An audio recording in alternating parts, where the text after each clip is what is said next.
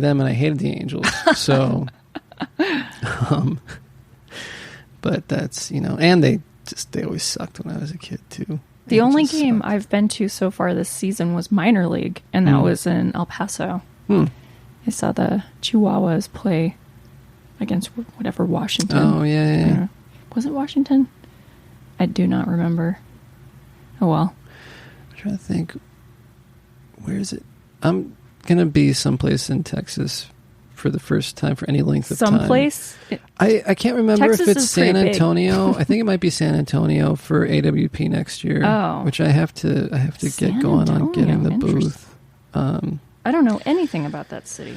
I don't know much about Texas, period. I've driven through the Handle, and that's about it. Yeah. I mean, it would be cool to go to Austin, I guess. But Austin is cool. I have not had a huge desire to go. But I don't know. I travel. So I've been to San Diego many times. Mm-hmm. Went there a lot as a kid. And, I've been out there a few times as an adult as well. And this last time was probably the most fun I've had down there. That is so funny. Yeah. Because Chris and I, 2 weekends ago, went to San Francisco. Mm-hmm. And I could say the same thing. I've been there a dozen times. And this time with him was probably the best time I've ever been. It's got to be who you're with that influences it. Yeah, it was easy. So easy to get around. Like, I flew into Oakland. He flew into SFO. But we both took the BART. Met each other in the city, checked into our hotel, hung out that whole first day, just walking around Chinatown, North Beach, whatever. Mm-hmm. We did Alcatraz, we saw some of the sites, but just went to like nice restaurants and just found things to do in the city, and it was great. Well, I went to San Francisco by myself earlier in the year, and that was the most enjoyable time I'd had so far. Yeah, there you go. Was it sunny or overcast? It was sunny. We had great weather the whole time. I actually got there sunburned. Was one time when it rained, but I enjoyed the rain. It was nice and refreshing. It was a little cold, but I enjoyed it. I got to watch sailboats.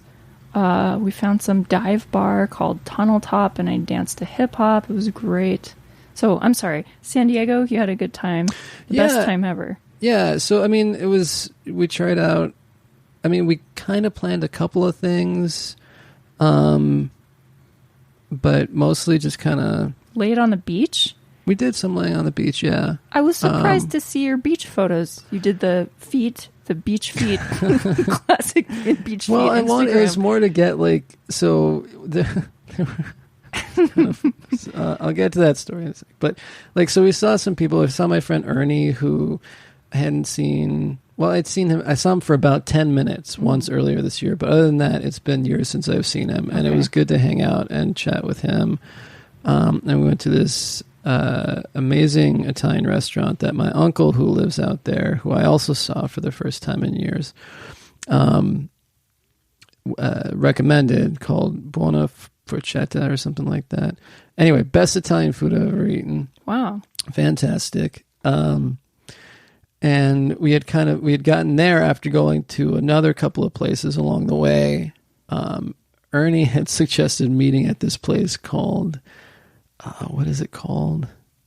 Damn it, I'm not going to remember the name of the place, but it was a vegan death metal place. What? Yeah.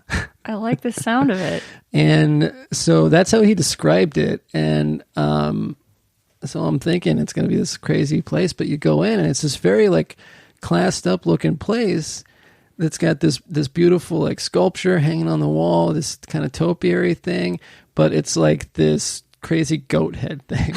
And then if you look at the but they're vegans. The wallpaper, it's well, it wasn't an actual goat's head. It was made out of paper mache. No, like it was ceramic or I don't know, some big like stone looking thing. Anyway, and then their wallpaper was these like satanic looking monsters and weird things, and but their cocktails were really good. We didn't eat the food there, but the cocktails were really good. And the first night we were there, we went to this bar that had this really good bartender, and I had never had like an authentic whiskey sour before. Oh, so good.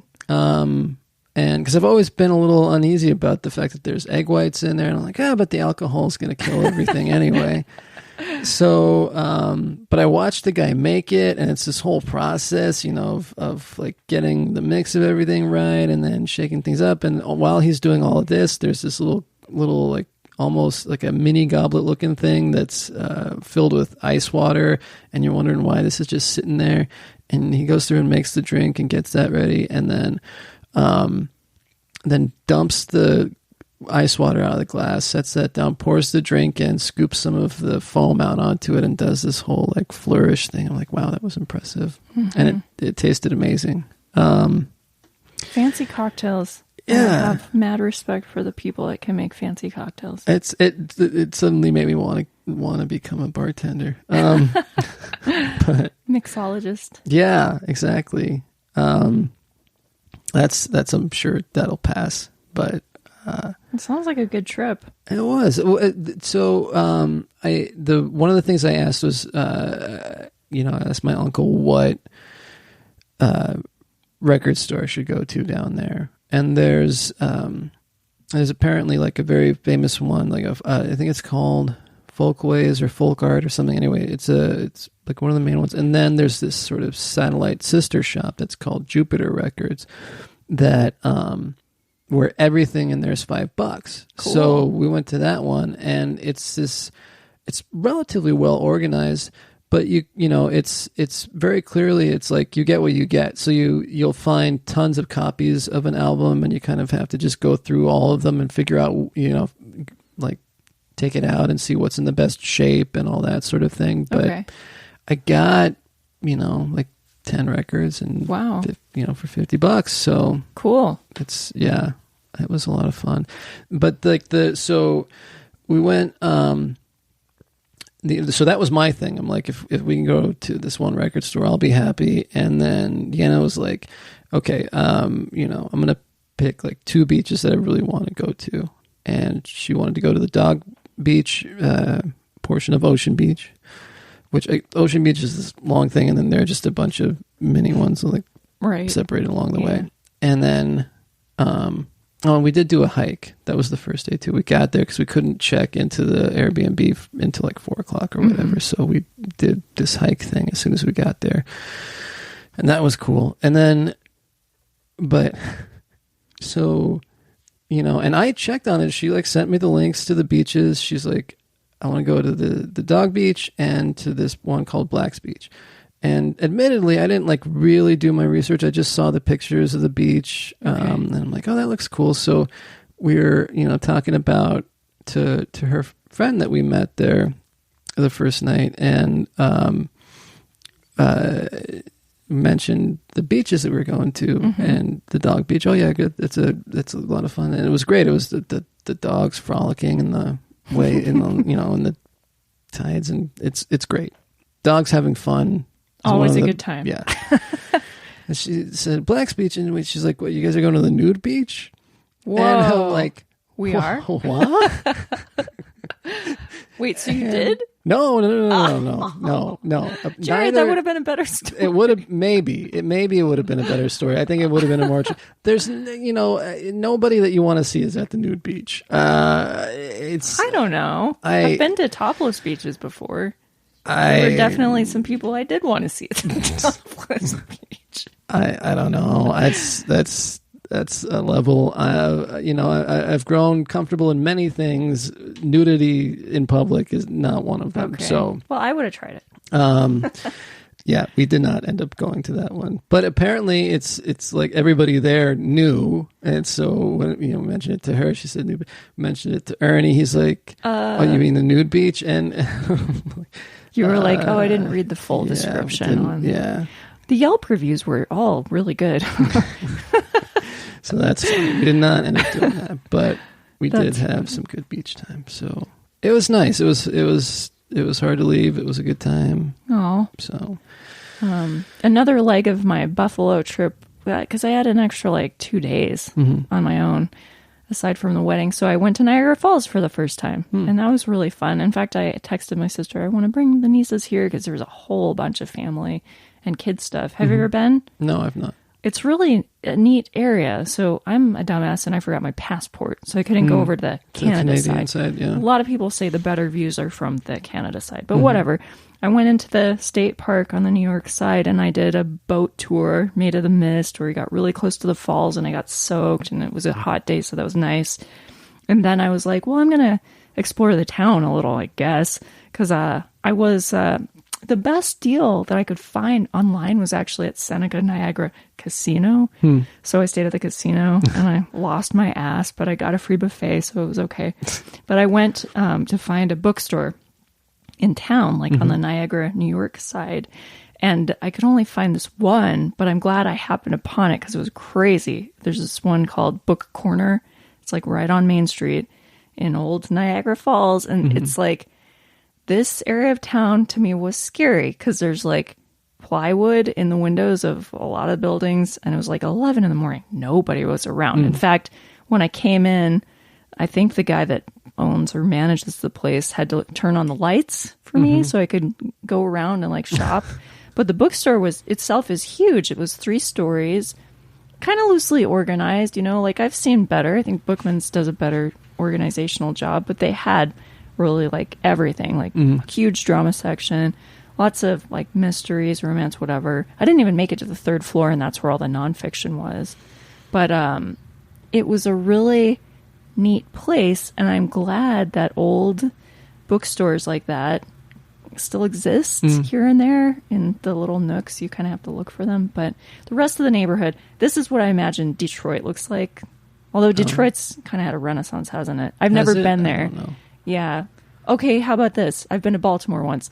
The part of town where I found this bookstore, it looks like the edges of Baltimore, which I find kind of scary. But, it was okay to go there during the day. But another reason I'm glad I went, I needed another book to take home because I had finished mine on the flight out there. But the guy gave me recommendations. I'm like, what do I do with the rest of my day? I'm by myself and I have a rental car. And he's like, drive up, the Niagara River to where it connects with Lake Ontario. And there's the old Fort Niagara, and there's some cute little towns on the way. I was like, oh, God, thank you. Because I needed to find something else to do. So I got to see Lake Ontario for the first time. And I hung around old Fort Niagara, which the oldest building that's still in existence on the Great Lakes is there at the fort. And it has a super important history because it was a French fort that was taken over by the British at the end of the 18th century. And then the colonies seized it, but only until 1813. The British took it back for like a year. And then we got it back and it became part of the U.S. again through, treaty because we won the war. Oh, the War of 1812. Because I always, that's what happened. The War of 1812. And I always wondered where that took place. And that's where it was. Yeah. I actually had to stand there and read the history. And I thought, this is so much better than 4th grade history class because I didn't retain shit from that class. This is all I remember. 4th grade history. It's just war after war after war. And they all blended together. So my understanding of the American Revolution and all of that stuff is just kind of clumped into this loose understanding or idea. I don't know. I think it's important to go to the actual sites because you can kind of, I don't know. I feel like you can get it a little better. Yeah. I don't know. I for some reason, like historical sites like that are not super interesting to to me. Oh. Yeah. Well, I also did Alcatraz this summer, but Yeah. that was also pretty awesome. I haven't had a huge, I don't know, interesting going out to them. I like history. I just, I don't know. Do you like drunk history? Because at the wedding, I met a guy that works on that show. And I got to just fawn over how much I fucking love drunk history. I like what I've seen. I just haven't watched it in a long time. Oh, I love that show. They've changed it up a bit. For a while, the format was they would visit a place or like a state, and then the whole episode would be some random stories that originated. Like